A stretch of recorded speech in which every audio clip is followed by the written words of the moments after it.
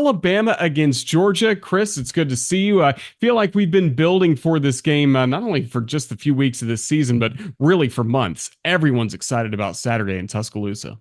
Yeah, and it's rare, Roger, that this is a regular season matchup. I go back my entire lifetime. It was the one time that Alabama fans used to pull for Auburn in a regular season was when Auburn and Georgia would meet, because in the old way of doing it, no SEC championship game, and I think the Sugar Bowl rule, which that's where the SEC champion always went, that if there was a tie between league champions, the team that had not been more recently got to go to the Sugar. So Bama fans would be forced with that conundrum of, holy cow, we got to pull for Auburn to win, or at least tie, put a blemish on Georgia's record and take care of business yourself. But yeah, it goes way back. It's obviously had even greater relevance because of the national championship matchups. I seriously debated wearing my Christopher Mobley shirt that does say Tide and then said second and 26 underneath it. I thought that would be a bit much, but I actually do have one of those. But it's another important game. Here's the reality, though, and this is what's different. This could be the first of three meetings, potentially, between the two teams. And if you win, you're not guaranteed to get to Atlanta with all that lies ahead. You're also, if you lose, nowhere near out of anything. But obviously, if you do win, it gives you the inside track. It gives you bragging rights, at least for a couple of months. And it does check one off the list. It's big for both sides.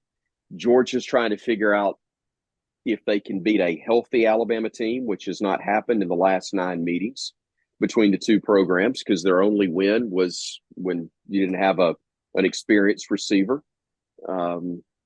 And from the Bama perspective, can you continue the same success with a new head coach that you've had previously in those 9 matchups? So a lot to learn and a lot to be interested in from all sides, but it's Bama, Georgia. It's big, regardless of what you're looking at or how you're looking at it.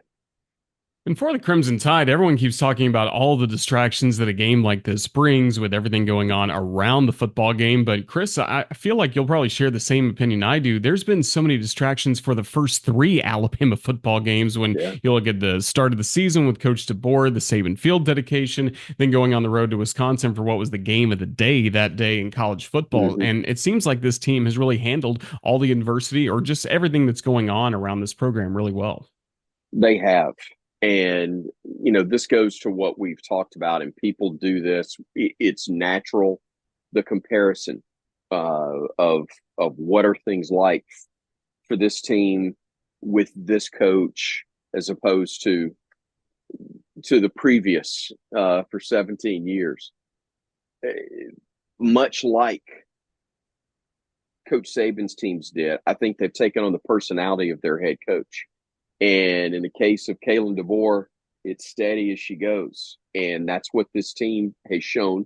Again, it's a small sample size, but exactly to your point, they've stayed focused, they've stayed steady, they've stayed on task, and they've been up for each challenge that they faced so far. Clearly, it's the biggest challenge to date. But in terms of how they will handle it, maneuver through everything, I don't think this is going to be a problem at all. How important was it to have the offensive line settled during the Wisconsin Uh, game? And then we saw some good results as a result of that. It's huge. I mean, you're playing the most physical, uh, tough group that you're going to face when Georgia comes in, and you better be at full strength. And Alabama, thankfully, is. They got a chance to see what that looks like, and also then go work over the last 2 weeks over on the things that you need to improve on. So I think that was absolutely critical. to be the best you can be against the Bulldogs, and obviously they were terrific against Wisconsin, but also clearly this is a much different animal, no pun intended, that you're facing in the Dogs as opposed to the Badgers. How similar are the Bulldogs to the team we saw a year ago in Atlanta? I think there's a lot of similarities, but basically in terms of approach, in terms of personnel, minus the best tight end in the country and a receiver who's obviously an NFL player in McConkey. So, uh, will do they have an issue replacing that? I think that will be more evident in this game than it's been in the first three for them. But I do think Alabama's explosiveness on offense is a difference maker. Georgia's Georgia. We know they're going to be really salty on defense. We know they're going to be more than capable on offense.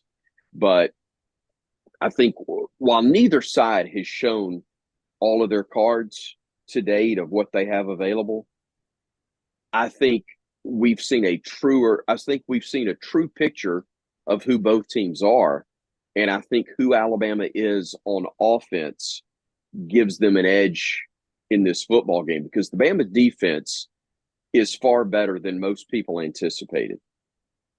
At the same time, I think the offense may be a tick better than many thought the Tide could be at this point, and that will be a huge advantage going against Georgia.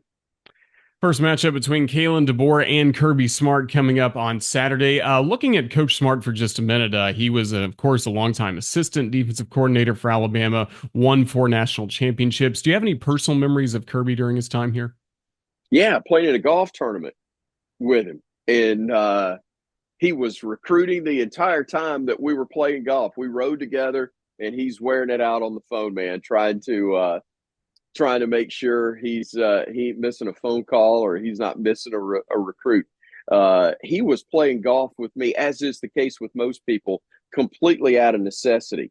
It was a requirement. I think I may have been a Knicks kids event. I really don't remember, but that's one that comes to mind. I'll never forget interviewing him in the press or in the locker room. He and Jim McElwain after that win over LSU. It would be the next national championship for Kirby in Tuscaloosa. It would be the last for Jim McElwain because I remember talking to Mac and the athletic director for Colorado State was in the locker room waiting because as soon as he got through with all of his obligations, Mac said, "Yeah, I'm getting on a plane right now. I'm not even flying back to Tuscaloosa. I'm flying straight to Colorado Springs to go and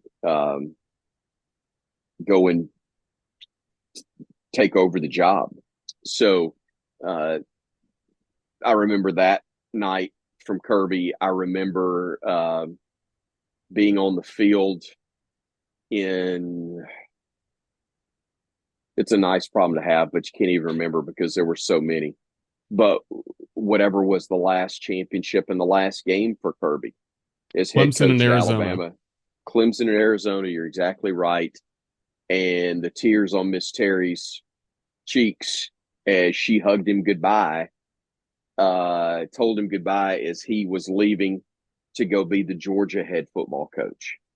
And that was the last time that was going to be together in so much that those two families had shared over the years. Yes, the 4 titles, but there were other staffs that he was a part of for Nick Saban. And when you're a part of Coach Saban's staff, you're a part of Miss Terry's family. And to see the emotion on her face after that is something that I'll never forget. I forgot where, but I haven't forgotten just how emotional that was. Those are really good stories. Again, it's Alabama against Georgia coming up on Saturday. And Chris, kind of like you wrap up Hey Coach and the Kalen DeBoer Show with Coach DeBoer, I want to give you the final word for this Ooh, interview to the Alabama fans, making sure they're ready to go and do their part coming up on Saturday under the lights. can I channel my inner Nick Saban / Scott Cochran? Time to get your minds right. It will be look, you got a real chance to make an impact, and we can talk about all the places that that Alabama travels, whether it's Baton Rouge, whether it's College Station, whether it's been Athens or Auburn, wherever, where there's so many hostile environments. I still contend when it's all on the line, there is no place any louder than Saban Field at Bryant-Denny Stadium. And we need them to be an impact in that ball game from before kickoff. Don't wait till it kicks off. We know it's going to be crazy atmosphere.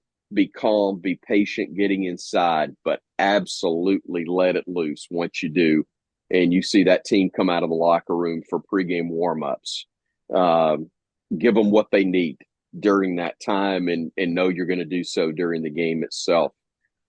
But I'm very much looking forward to seeing this matchup and to hearing the Bama fans have the impact that I know they can and will have on that contest. We look forward to it. Chris Stewart, we can't wait to hear you call the game coming up on Saturday. Just thank you for all the time you've given us today, and roll tide, sir. Roll Tide, buddy. Thank you.